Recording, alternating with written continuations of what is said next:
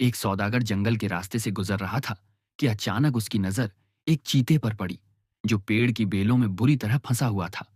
चीता रोती हुई आवाज में बोला, ए इंसान, मेरी मदद करो। मैं तुम्हारा यह एहसान कभी नहीं भूलूंगा। सौदागर को उस पर तरस आ गया। उसने आगे बढ़कर बेलें काट दी और चीते को आजाद कर दिया। लेकिन आजाद होते ही चीता गरजते हुए बोला, मैं से भूखा हूं, अब तुम ही मेरा शिकार बनोगे। सौदागर हैरान होकर बोला, मैं तो तेरी मदद की और तू मेरे साथ बुराई करना चाहता है। चीते ने जवाब दिया, हाँ, नेकी का बदला बुराई ही है। दोनों में बहस शुरू हो गई।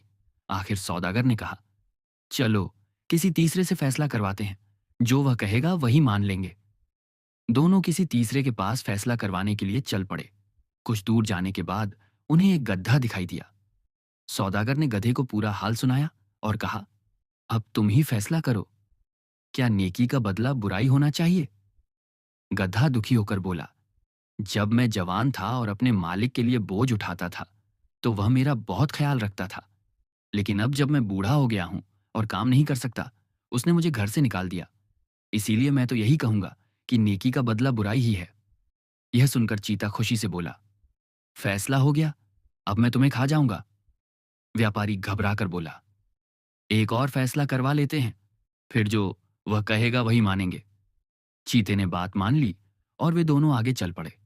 थोड़ी दूर जाकर उन्हें एक गाय मिली। सौदागर ने फिर सारा किस्सा सुनाया और कहा, अब तुम न्याय करो। गाय ने कहा, जब मैं दूध देती थी तो मेरा मालिक मुझसे बहुत प्यार करता था, समय पर चारा और पानी देता था। लेकिन अब जब मैं बूढ़ी हो गई हूं और दूध देना बंद कर दिया है, उसने मुझे घर से निकाल दिया।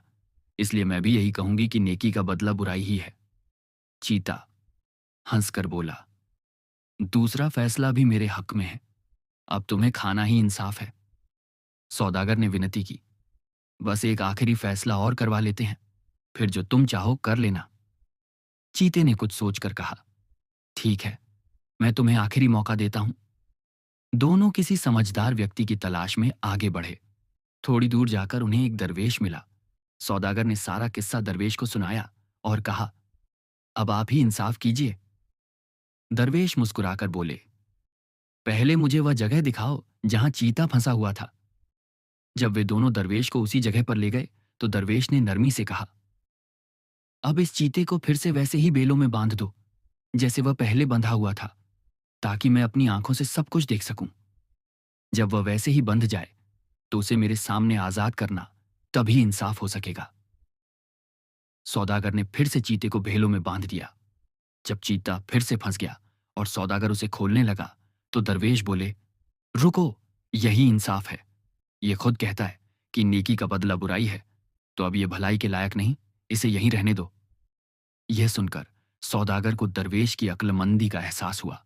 उसने उनका शुक्रिया अदा किया और चैन के साथ अपने रास्ते चला गया।